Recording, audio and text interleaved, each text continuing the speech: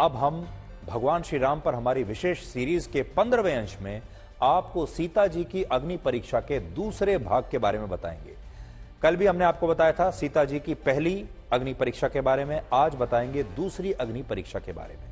क्योंकि कल पहले भाग में आपको यह बताया था कि रावण के अंत के बाद, रावण के वध के बाद जब पालकी में सीता जी को भगवान राम के समक्ष लाया गया, तब भगवान राम ने अग्नि में प्रतिष्ठित सीता जी की शक्ति और उनके तत्व को वास्तविक रूप से पाने के लिए उनकी अग्नि परीक्षा ली थी। सीता जी ने भी सहर्ष इस अग्नि परीक्षा को पूर्ण करके संसार को यह दिखाया कि वो निष्कलंकित भी हैं और पवित्र भी हैं। सीता जी की अग्नि परीक्षा लंका में हुई थी और इसके बाद भगवान राम वनवास की 14 वर्षों की अवधि को पूर्ण करके सीता जी और लक्ष्मण के साथ अयोध्या लौट आए थे। और अयोध्या लौटने के बाद ही भगवान राम का राज्याभिषेक हुआ और भगवान राम अयोध्या नगरी के राजा बन गए, यानी राजा रामचंद्र बन गए। इस युग को ही राम राज्य के रूप में वर्णित किया गया, जिसमें राम राज्य का मतलब था ऐसा खुशहाल राज्य जहां प्रजा को सुखी रखना राजा का परम कर्तव्य और धर्म था। अभी ज्यादातर लोग ये समझते हैं कि हिंदू, मुस्लिम, सिख, ईसाई ये सारे धर्म हैं, लेकिन सनातन संस्कृति में धर्म का मतलब संप्रदाय और पंथ से नहीं होता। सनातन संस्कृति में धर्म का मतलब ड्यूटी यानी कर्तव्य से है और इसीलिए कहा जाता है कि आपका धर्म क्या है। आपको अपने धर्म को फॉलो करना है। धर्म मतलब आपका अपना कर्तव्य। उदाहरण के लिए भगवान श्री राम ने 14 वर्षों के वनवास का पालन करके पुत्र धर्म को निभाया था और इसी तरह सीता जी को रावण से मुक्त कराकर अपने पति धर्म का निर्वहन किया। और जब वो वनवास के बाद अयोध्या के राजा बने तब उन्हें राजधर्म का पालन करना था। राजधर्म का मतलब यह था कि अपनी प्रजा के लिए सच्ची निष्ठा और आदर्शों को स्थापित करने के लिए अपनी प्रिय से प्रिय वस्तु, आभूषण और परिवार का भी त्याग कर देना। और भगवान राम के लिए धर्म यानी उनके कर्तव्यों और आदर्शों से बड़ा कुछ भी नहीं था। इसीलिए तो उनको कहा जाता है कि वो मर्यादा पुरुषोत्तम राम थे, क्योंकि उनके लिए सबसे महत्वपूर्ण था उनके आदर्श और जो उनकी विचारधारा थी, उनकी मर्यादाएं। अयोध्या नगरी में हमेशा से यह परंपरा थी कि वहां राजा महाराजा प्रजा के बीच अपने दूत और गुप्तचरों को भेजकर अक्सर यह जानकारी इकट्ठा करते थे कि प्रजा किस अवस्था में है, प्रजा की समस्याएं क्या हैं और प्रजा सोचती क्या है। और ये गुप्तचर प्रजा के बीच रहकर जो बातें सुनते थे, जो बातें देखते थे, उन्हें वो सारी जानकारी वो वापस आकर राजा महाराजाओं को दिया करते थे और फिर राजा उस पर विचार करके उन समस्याओं का निवारण किया करते थे। एक दिन एक ऐसा ही गुप्तचर अयोध्या के राजा भगवान श्री राम के पास एक समाचार लेकर आया और उसने पहले काफी संकोच दिखाया और संकोच और विलाप करने के बाद भगवान श्री राम से कहा कि वो उन्हें जो समाचार देने वाला है, जो फीडबैक देने वाला है, वो पहले से ही उसके लिए क्षमा चाहता है। उसने कहा कि जब वो नगर में घूम रहा था तब उसने एक घर में एक धोबी को अपनी पत्नी से झगड़ा करते हुए सुना और देखा। धोबी अपनी पत्नी से कह रहा था कि वो भगवान श्री राम की तरह नहीं है, जो अपनी पत्नी को यह जानते हुए भी स्वीकार कर ले कि वो लंबे समय तक किसी गैर पुरुष की छाया में रही थी। गुप्तचर की यह बात भगवान राम के हृदय में एक बाण की तरह चुभी और उस दिन भगवान श्री राम को पूरी रात नींद नहीं आई। वो सोचते रहे। भगवान राम यही सोच रहे थे कि अगर इस संसार में एक व्यक्ति के मन में भी सीता जी की पवित्रता को लेकर संशय है तो उनसे कहीं ना कहीं अपनी प्रजा के पथ प्रदर्शन के कर्तव्य का पालन करने में चूक हो रही है। और इसीलिए राजधर्म और प्रजा धर्म का पालन करने के लिए भगवान श्री राम ने सीता जी का त्याग करने का फैसला किया। राम कथा के अनुसार भगवान राम ने सीता जी से मुस्कुराते हुए यह कहा कि सीता जी ने आज तक उनसे कुछ नहीं मांगा है, लेकिन अगर भगवान राम उन्हें कुछ देना चाहें तो वो कौन सी चीज होगी जो सीता जी उनसे लेना चाहेंगी। इस पर सीता जी ने कहा कि उनकी इच्छा है कि वो ऋषि मुनियों के आश्रम में कुछ दिन सुखपूर्वक बिताना चाहती है। इस पर भगवान श्री राम ने उन्हें तथास्तु कहते हुए कहा कि वो अपनी इस इच्छा को पूर्ण करने के लिए कल सुबह ही अपनी यात्रा शुरू कर सकती है। अगले दिन सुबह जब लक्ष्मण, भरत और शत्रुघ्न भगवान श्री राम को दंडवत प्रणाम करने आए तब भगवान राम ने उनसे कहा कि भाइयों, मेरी आज्ञा का उल्लंघन ना करना, जाओ और अभी के अभी सीता जी को जंगल में छोड़कर आओ। ये बातें सुनकर लक्ष्मण, भरत और शत्रुघ्न की आंखों में आंसू बहने लगे वाणी मूक हो गई, हाथ और शरीर कांपने लगा, होंठ ठंडे पड़ गए। इसी क्षण में शत्रुघ्न ने भगवान राम से कहा कि इस समय जब सीता जी गर्भवती हैं, तब ऐसे समय में भगवान श्री राम किस कारण से सीता जी का त्याग करके उन्हें जंगल भेज रहे हैं। शत्रुघ्न के ही समान भरत ने भी रोते हुए यही कहा कि सीता जी तो अग्नि परीक्षा से होकर आई हैं, फिर अब उन्हें किस बात के लिए जंगल भेजा जा रहा है, अब किस बात की सजा। इस पर भगवान राम कहते हैं कि उनके भाइयों के वचन नैतिकता के सामान्य विचारों के अनुरूप हैं, लेकिन शासक और राजा को नीति शास्त्र के अनुसार धर्म और जन कल्याण का पोषण करना होता है, और अगर इस यात्रा में किसी कारणवश राजा से उसके वंश को कोई कलंक लगता है तो राजा को ऐसे में किसी भी त्याग से पीछे नहीं हटना चाहिए, और वो बिल्कुल यही कर रहे हैं। इसके बाद भगवान श्री राम लक्ष्मण से कहते हैं कि अगर वो उसी क्षण सीता जी को जंगल में छोड़कर नहीं आए तो भगवान राम अपने प्राणों को त्याग देंगे। लक्ष्मण भगवान राम के किसी आदेश को टाल नहीं सकते थे, इसलिए वो विवश होकर ना चाहते हुए भी ऐसा करने के लिए तैयार हो गए। लक्ष्मण ने सीता जी को रथ में ले जाकर जंगल में गंगा नदी के उस निर्जन तट पर अकेला छोड़ दिया, जहां कोई दूर दूर तक मनुष्य दिखाई नहीं दे रहा था, कोई नहीं था।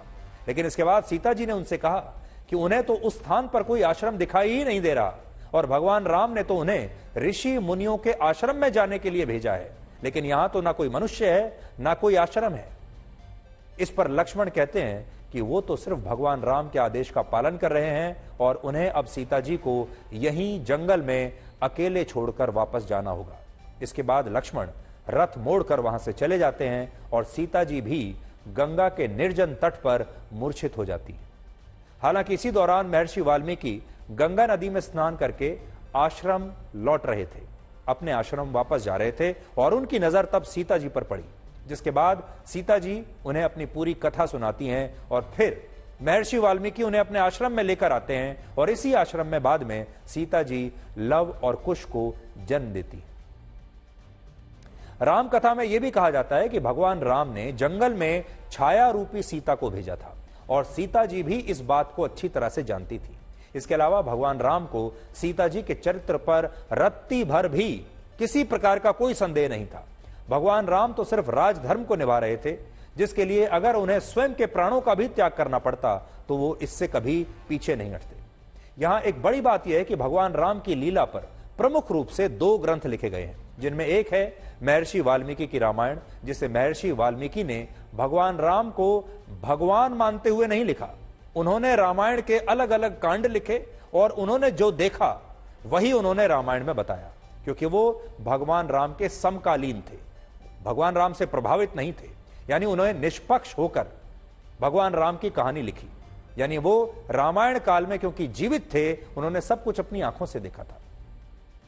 लेकिन गोस्वामी तुलसीदास ने जब 16वीं शताब्दी में रामचरितमानस लिखी, तब उन्होंने इसे पूरी तरह से अपने भक्ति भाव से लिखा, क्योंकि वो भगवान श्री राम के भक्त थे, और भगवान श्री राम को भगवान मानते हुए उन्होंने रामचरितमानस की रचना की, और भगवान कभी गलत नहीं हो सकता। इसलिए रामचरितमानस उस स्थान पर आकर समाप्त हो जाती है जहां भगवान राम वनवास के बाद राजा बन जाते हैं, जहां वो वनवास समाप्त करके अयोध्या लौटते हैं। रावण का वध करने के बाद अयोध्या लौटते हैं, अयोध्या नगरी में उनका स्वागत होता है और उनका राज्याभिषेक होता है, और वो राजा रामचंद्र बन जाते हैं, और फिर उनका पूरा जीवन खुशहाल हो जाता है। अयोध्या में जो लोग रहते हैं उनका जीवन खुशहाल हो जाता है, और इसीलिए हम कहते हैं राजा रामचंद्र की जय।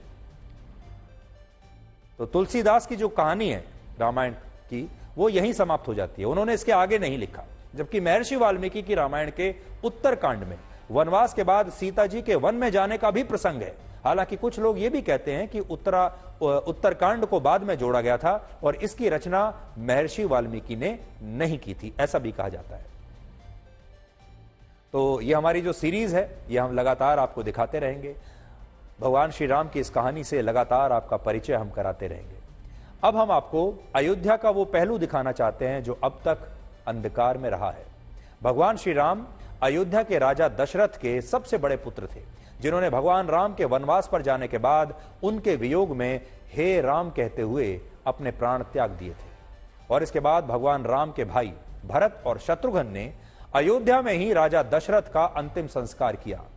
जिस स्थान पर राजा दशरथ का अंतिम संस्कार हुआ वो जगह आज की राम जन्मभूमि से कुछ ही दूरी पर है, लेकिन अभी इस स्थान के बारे में किसी को ज्यादा पता नहीं है। इसलिए राजा दशरथ का ये समाधि स्थल आज भी सूना पड़ा हुआ है। लेकिन आज हम आपको इसी समाधि स्थल के बारे में बताना चाहते हैं जहां राजा दशरथ यानी भगवान श्री राम के पिता राजा दशरथ का अंतिम संस्कार हुआ था, ताकि आप जब अयोध्या जाएं तो राम मंदिर के साथ साथ भगवान राम के पिता राजा दशरथ के समाधि स्थल भी आप जा सकें।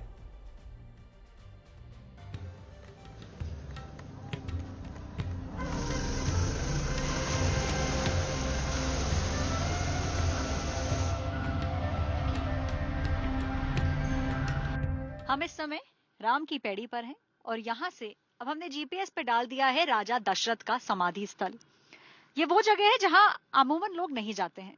इस समय राजा दशरथ की समाधि स्थल की क्या हालत है? क्या वाकई में लोग भूल चुके हैं प्रभु श्री राम के पिताजी को? हम चलेंगे और देखेंगे कि राजा दशरथ का जो समाधि स्थल है उस पर इस समय क्या माहौल है।